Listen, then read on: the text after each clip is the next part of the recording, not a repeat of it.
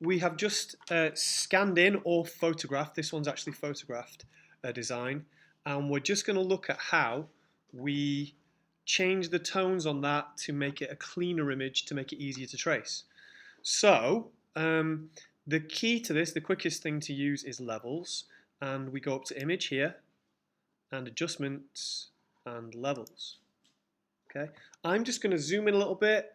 So I'm on a Mac, so it's Command and Plus. If you're on a PC, it's Control and Plus. And what we have is a graph, and this graph shows the tone of all the pixels in our image.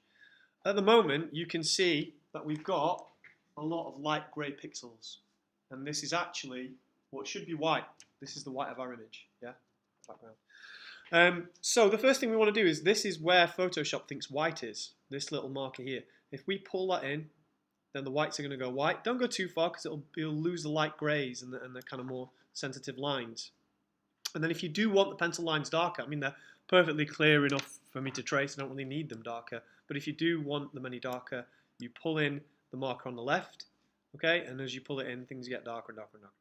Obviously, that's gone too far, but that's giving me a little bit more contrast and clarity, okay?